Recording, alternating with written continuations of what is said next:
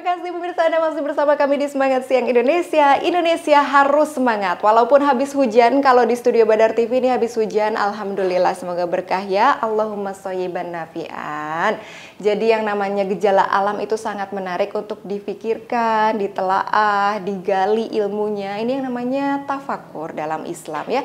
Termasuk memikirkan yang namanya bumi itu datar atau bulat. Ini bukan sebuah konspirasi atau membela siapa yang benar pemirsa, tapi merupakan salah satu cara ya untuk memikirkan yang namanya gejala-gejala alam pemberian Allah Subhanahu wa taala. Kita seperti biasa nih, saya mau menyapa dulu pemirsa yang sudah memberikan jempolnya di Instagram @official Badar TV. Assalamualaikum Elis Tiani, kemudian ada Habib Alkaf, Assalamualaikum, terima kasih. Kemudian ada Dadang Darsono, ATSDI, Paskalis Adi, Inaya, Levi Carla, kemudian Official Wasilah TV, wah terima kasih. Kemudian Harper Cikarang, Similna, Paringi Kalpi, kemudian Pak Eris Munandar, wah terima kasih Pak. Kemudian Siti Hajar, Linawati Ahmad, Magfiro, wah banyak sekali nih. Ada juga yang memberikan komentar kalau bahwa bumi itu bulat tapi didatarkan. Ada benarnya sih, karena tadi Pak Ustadz juga sudah, narasumber kita sudah membahas yang namanya sistem pemetaan ya. Jadi yang namanya sistem pemetaan, sistem navigasi kapal, katanya itu berdasarkan, perhitungannya berdasarkan kepercayaan atau anggapan bahwa bumi itu bulat. Dan ini sudah berabad-abad dipercayai.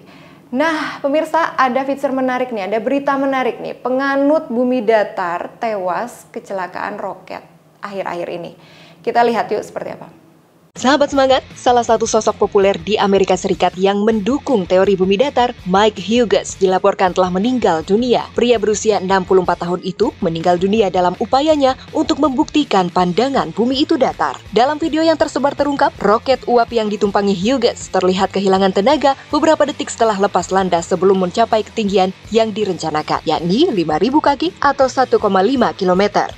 Dikutip dari BBC melalui Liputan 6, dia meninggal dunia akibat roket yang ditumpanginya untuk terbang ke luar angkasa meledak. Saat peristiwa itu, dia dilaporkan tengah melangsungkan perekaman untuk acara TV Homemade Astronauts yang akan tayang di Science Channel. Dengan bantuan rekannya saat itu, Mike diketahui tengah berupaya untuk mencapai ketinggian 1.525 meter untuk memastikan bumi datar. Dia terbang dengan roket bertenaga uap besutannya sendiri. Mike yang dikenal dengan julukan Bear Devil ini memang memiliki ambisi besar untuk membuktikan bumi itu datar. Dalam beberapa tahun terakhir, dia terus berusaha membangun roket untuk menunaikan ambisinya tersebut. Ia sendiri tidak memiliki dasar pembuatan roket. Ia mengaku belajar secara otodidak. Roket yang dibangun Mike Hughes tidaklah seluruhnya berasal dari komponen baru, melainkan dari kumpulan komponen-komponen bekas. Sejak melakukan uji coba dalam kurun waktu beberapa tahun terakhir, upaya Mike membuktikan bumi datar cukup banyak menemui kegagalan. Kendati demikian, dalam salah satu percobaan di 2018, dia berhasil mencapai ketinggian 570 meter.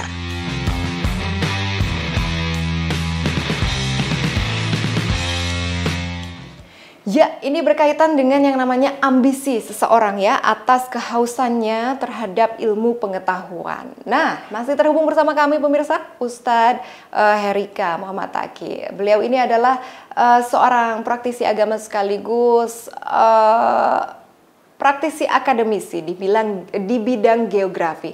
Pak Ustadz, berdasarkan berita tadi nih ya, penganut bumi datar tewas karena kecelakaan roket buatannya sendiri yang namanya Mike Hughes ini nih.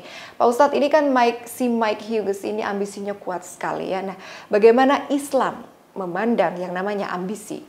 Fa'idha qudiyatus salatu fangtashiru fil ardi wabtaghu min fadlillahi wadhkurullaha katsiran la'allakum tuflihun. Apabila telah ditunaikan sholat, maka bertebaranlah kamu di muka bumi dan carilah karunia Allah dan ingatlah Allah sebanyak-banyaknya supaya kamu beruntung, di dalam surat Al-Jumu'ah ayat 10 ya. Jadi kita diperintahkan oleh Allah Subhanahu wa taala. Ini berarti adalah sebuah ambisi sebenarnya ya.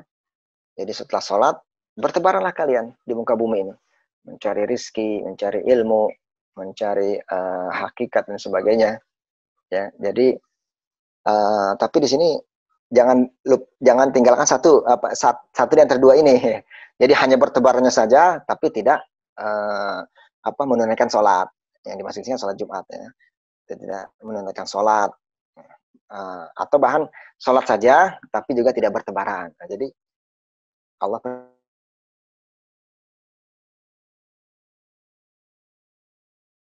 di muka bumi. Jadi di sini sebenarnya mengisyaratkan kepada kita kaum muslimin, ya juga bersemangat, bersemangat mencari nafkah, bersemangat mencari ilmu, bersemangat untuk setiap aktivitas keduniaan kita, karena tujuan kita memang akhirat, tapi tidak melupakan dunia. Nah ini, jadi kalau kita kejar akhirat, maka kita akan mendapatkan dunia juga. Nah, kemudian juga di sini, ketika kita mengejar dunia, berambisi untuk mengejar dunia, nah ini harus dilakukan dengan cara-cara yang halal. Ini dia, yang baik. Ya. Oke, jadi Pak Ustadz, di mana sih sebenarnya batasan kita sebagai umat muslim untuk menggali atau menjelajah atau mengeksplor gitu yang namanya ilmu pengetahuan ini Pak Ustadz? Tuntutlah ilmu dari ayunan hingga liang lahat. Jadi sampai dengan hayat kita atau umur kita habis, ya mungkin inilah itu batas untuk mencari ilmu. Jadi ilmu itu terus dicari, ya. Ilmu itu dicari. Nah, sekarang pertanyaan mengenai tentang ilmu pengetahuan ini. Nah, ilmu pengetahuan ini. Nah, kita kembalikan lagi, itu namanya kita melakukan ma'rifatul insan, mengenal manusia. Setelah kita ma'rifatullah, itu yang diawali sebenarnya dengan kita mengenal kalimat syahadat itu harus mengenal di dalamnya kalimat syahadat la ilaha illallah Muhammadur Rasulullah. Kemudian dilanjutkan dengan ma'rifatullah, kita mengenal Allah kita, Tuhan kita, ya. Allah itu Maha Pemberi rezeki, Allah itu yang menghidupkan, memberikan, mematikan, dan segala macam itu kita mengenal. Nah, kemudian yang ini, ma'rifatul insan, kita mengenal manusia. Ya, manusia itu penuh dengan keluh kesah, manusia itu dengan segala keterbatasannya, ya, manusia itu bisa lebih mulia ataupun seperti Nabi Adam, tapi juga dia bisa lebih rendah kedudukannya, seperti binatang ternak. Nah, dia bisa seperti itu juga. Nah, oleh karena itu, ketika kita mengetahui jati diri manusia, untuk apa manusia itu hidup di dunia ini, ya, kan intinya hanya untuk beribadah kepada Allah Subhanahu wa taala. Nah, itulah dia mengenal itu hakikatnya, karena dia untuk beribadah kepada Allah Subhanahu wa taala. Nah, sehingga ilmu pengetahuan itu harusnya semakin dia berilmu, dia harusnya semakin mengenal dirinya sendiri dan semakin mengenal Allah Subhanahu wa taala. Oke, berarti kalau misalnya ilmuwan sedang memikirkan sebuah teori nih Pak Ustadz, ya misalnya sudah jelimet sekali ya tentang penciptaan alam semesta misalnya, atau kita kaitkan juga pernah ada konspirasi tentang teori Darwin gitu, kalau misalnya manusia ini diciptakan awal mulanya ini dari evolusi dari spesies kera gitu. Kalau begitu berarti Nabi Adam alaihi salam ini spesies apa dong? Nah, muncul pemikiran-pemikiran seperti ini nih Pak Ustadz. Nah, gimana Pak Ustadz? Batasannya di mana kalau seorang ilmuwan nih sudah menemukan kebuntuan dalam teori-teorinya? Ya, kembalikan lagi kepada Allah Subhanahu wa taala. Jadi kalau yang dikaji itu dia nantinya mendekatkan kepada Allah Subhanahu wa taala, itu berarti benar. Kalau dia semakin menjauh, kok jadi semakin menjauh, ini semakin mungkin bertentangan dengan dalil, semakin menjauhi Rasulullah, semakin menjauh, ini berarti tandanya itu. Nah, bisa kapan itu? Ya bisa merasakan itu karena dia sudah ma'rifatul insan, mengetahui diri sendiri. Dia bisa mengetahui posisinya, ya mana ada jiwa furqan di dalam dirinya, pembeda yang hak dan yang batil. Nah, sehingga dia bisa membedakan mana yang benar, yang mana yang benar. Nah, inilah yang menjadi ciri khas seorang muslim. Itu dia diberikan kepada Allah Subhanahu wa taala, kepada hamba-hambanya.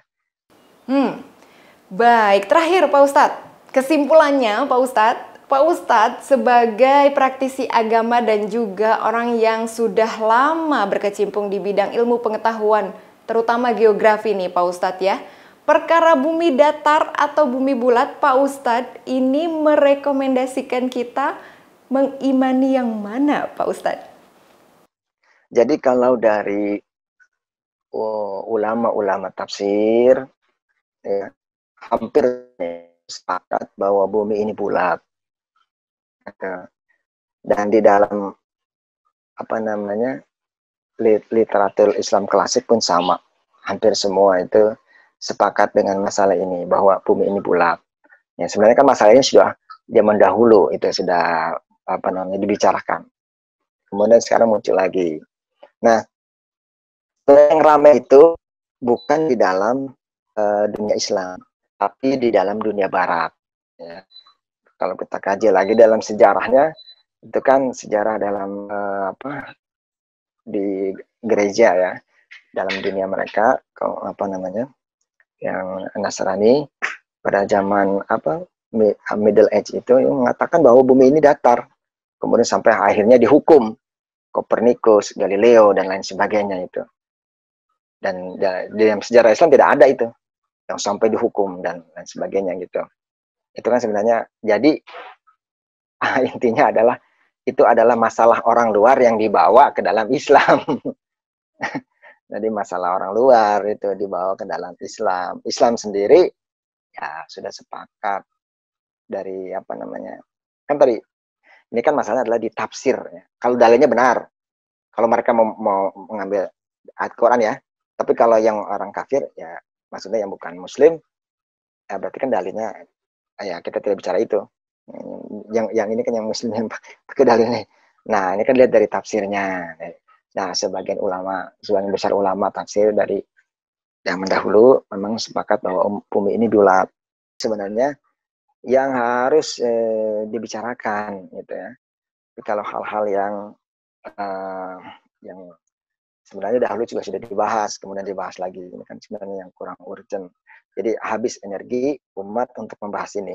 Yang seharusnya energi umat ini bagaimana umat ini bisa bangkit, bisa kemudian tampil, bahkan mengejar ilmu pengetahuan itu tanpa harus menghabiskan energinya untuk perdebatan yang terkadang tidak adu argumen yang untuk saling mengalahkan. Nah, gitu.